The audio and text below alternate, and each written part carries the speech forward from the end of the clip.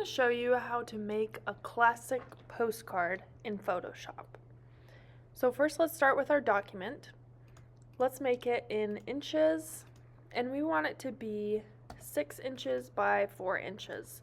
This is the size a postcard needs to be in order for the post office to send it. We'll do the resolution at 300. Since this is something that you'll want to print, you want to make sure the resolution is high. And the color mode should be CMYK as well. And then we'll hit create. So here we start with our blank document. Let's import our first image. I want to highlight Utah. So I'm going to make a postcard from Utah. It has some nice mountains, and it also has deserty red rocks. So I want to be able to put both in my postcard. So first let's start with the mountains. And then in order to put in my second image, I'm going to put it inside of my text. Go ahead and click on your artboard, and we're going to pick the font Anton. This font is in the description if you want to download it as well. When downloading a font, make sure you open up the folder, find the TTF file, open it, and hit install. And I'm just going to type Utah. I want it to be all caps. You can resize your font by highlighting it and choosing a different size, or if you click on the move tool, you can resize it with these, with the little bounding box. Now I want this to be more interesting than just a flat, straight text. So I'm going to go to type, warp text. From here, there's all sorts of styles you can choose. I'm going to do the flag. I think the flag looks awesome.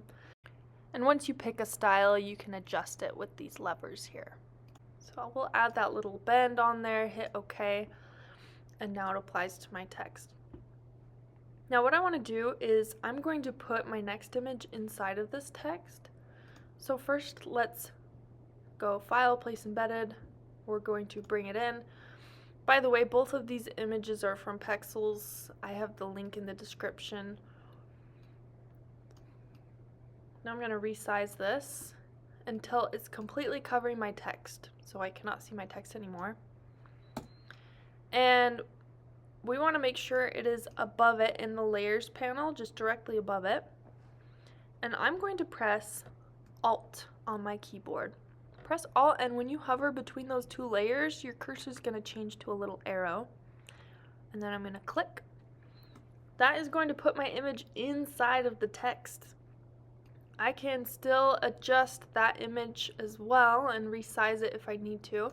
But now it is inside of my text, which looks awesome. However, I wouldn't say this is very readable. I could pick a different image, but what's going to be even better is let's add some text effects to that text right here. So I'm going to select that, open up the effects panel down here in the layers panel, or just double clicking that layer.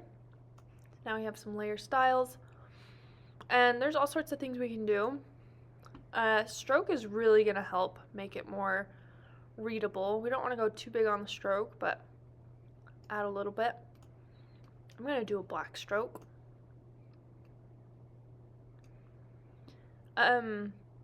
Another awesome effect for this is an inner glow.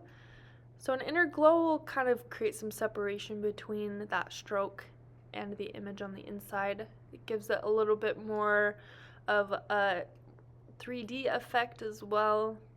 I'm just going to do a white glow. And then the last thing I'm going to do is a drop shadow. Now drop shadow, with this I like to get fun with the color, and you'll see why in just a minute.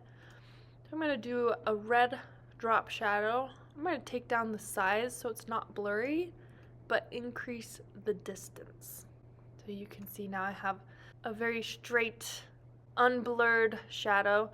Bring that opacity up as well. Switch the angle.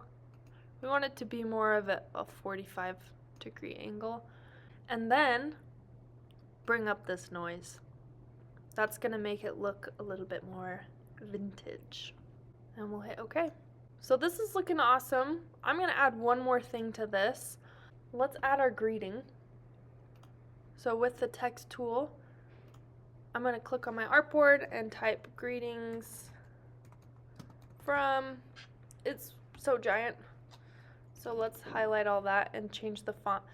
For the greeting, we're going to use a cursive font, so I picked Yellowtail, and I'm going to resize that so it fits a little better. I'm going to put this kind of right in that nook right there. If you want to put it, you can put it at the top of the page, wherever it fits.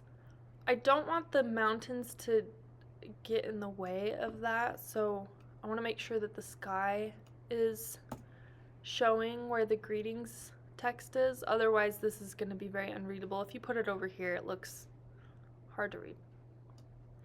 And then if I want it to fit right in that curve there, I can also add a warp to this as well. Maybe I need to resize it just a little bit. And there we have it. If you want to add some text effects to this as well, you can. It's entirely up to you.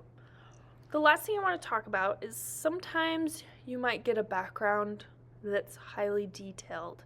Maybe it's of a city, and the text, no matter what you do to it, it still is a little bit messy and hard to read. We can actually make this a little simpler if we just add a solid color. Maybe we'll pick green, that could be good. So we have a green solid color, and you can go through these transparencies, maybe I pick darken, and create a more consistent color across the postcard. So that way the background is a little less distracting and the text is the thing that really stands out here. So I love using those color fills and then adjusting the transparency layers. There's always some cool effects you can come across when you go through all of those. And that's it. So good luck with your postcards.